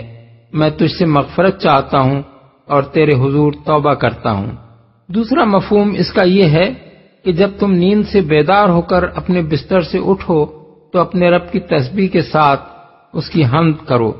اس پر بھی نبی صلی اللہ علیہ وسلم خود عمل فرماتے تھے اور اپنے اصحاب کو آپ نے یہ تعلیم دی تھی کہ نیند سے جب بیدار ہوں تو یہ الفاظ کہا کریں: لا الہ الا اللہ وحدہ لا شریک لہ لہ الملک و لہ الحمد وہو علی کل شیء قدیر، سبحان اللہ والحمد للہ ولا الہ الا اللہ واللہ اکبر ولا حول ولا قوۃ الا باللہ۔ مسند احمد، بخاری بروایت عبادہ بن الصامت۔ تیسرا مفہوم اس کا یہ ہے کہ جب تم نماز کے لیے کھڑے ہو تو اللہ کی حمد و تسبیح سے اس کا آغاز کرو۔ اسی حکم کی تعمیل میں رسول اللہ صلی اللہ علیہ وسلم نے یہ ہدایت فرمائی کہ نماز کی ابتدا تکبیر تحریمہ کے بعد ان الفاظ سے کی جائے: سبحانک اللہم و بحمدک و تبارک اسمک و تعالی جدک و لا الہ غیرک۔ چوتھا مفہوم اس کا یہ ہے کہ جب تم اللہ کی طرف دعوت دینے کے لیے اٹھو تو اللہ کی حمد و تسبیح سے اس کا آغاز کرو۔ یہ بھی نبی صلی اللہ علیہ وسلم کا مستقل معمول تھا کہ آپ ہمیشہ اپنے خطبوں کا آغاز حمد و ثنا سے فرمایا کرتے تھے۔ مفسر ابن جریر نے اس کا ایک اور مفہوم یہ بیان کیا ہے کہ جب تم دوپہر کو قیلولہ کر کے اٹھو تو نماز پڑھو، اور اس سے مراد نماز ظہر ہے۔ تسبیح کیا کرو، اس سے مراد مغرب و عشاء اور تہجد کی نمازیں بھی ہیں اور تلاوت قرآن بھی اور اللہ کا ذکر بھی۔ اس وقت بھی ستاروں کے پلٹنے سے مراد رات کے آخری حصے میں ان کا غروب ہونا اور سپیدہ صبح کے نمودار ہونے پر ان کی روشنی کا ماند پڑ جانا ہے۔ یہ نماز فجر کا وقت ہے۔